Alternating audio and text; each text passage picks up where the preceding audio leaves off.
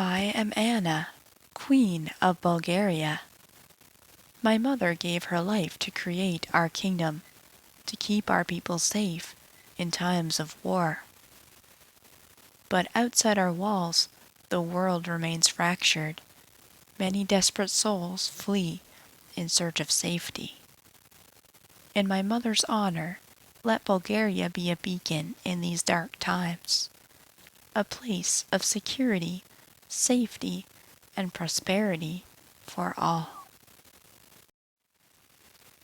Welcome back to Crusader Chronicles, our Bulgarian Moesian campaign here.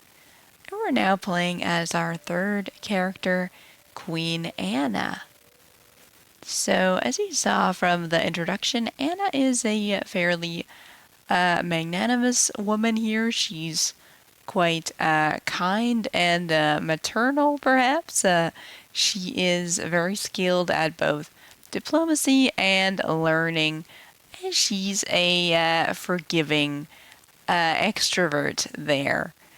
She is grappling with the death of her mother there. Of course, it was quite a gruesome death, Rosa being afflicted with cancer there.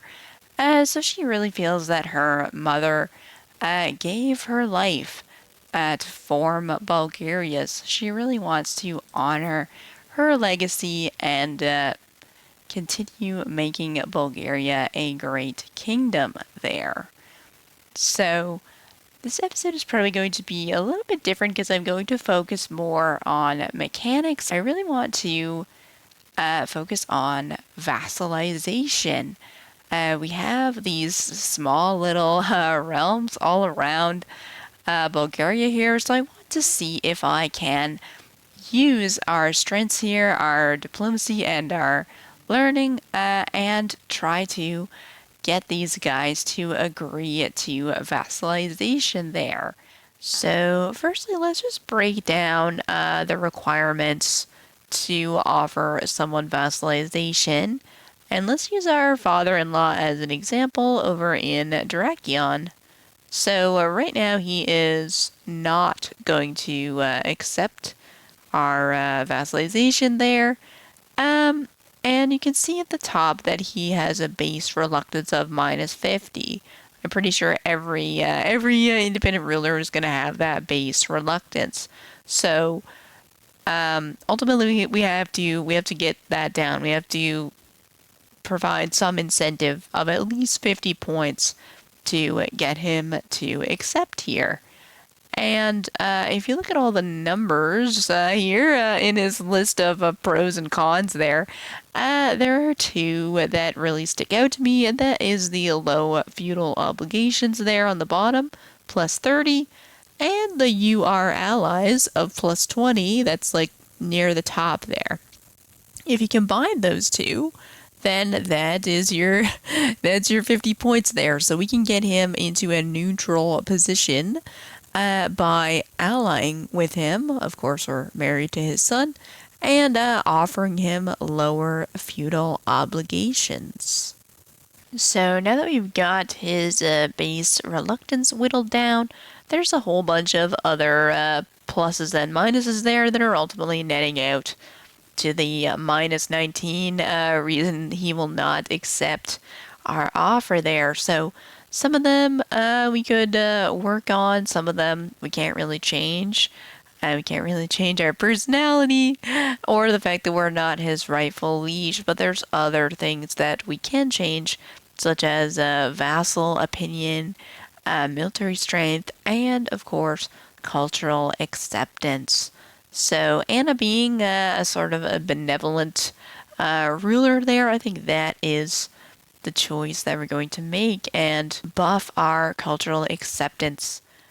So we had already learnt the Greek language, and we had an administrative court, and those were both helping our cultural acceptance along, but I really think it was the open-minded perk here under the learning lifestyle which really accelerated things, because it gave us both an opinion boost, which we needed to form those alliances, and then it gave us the cultural acceptance boost, which we needed to get that vassalization over that 50 points there. So we really started to exponentially grow thanks to this perk.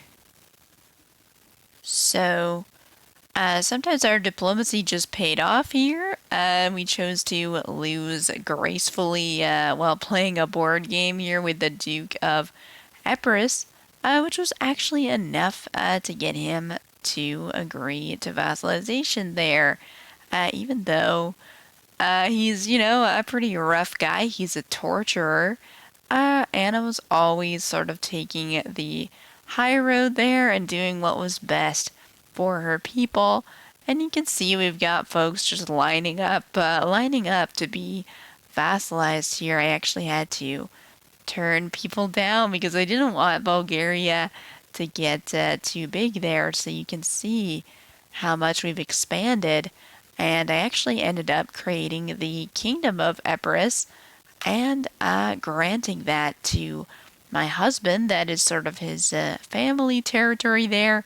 So we ruled jointly as king and queen side by side there.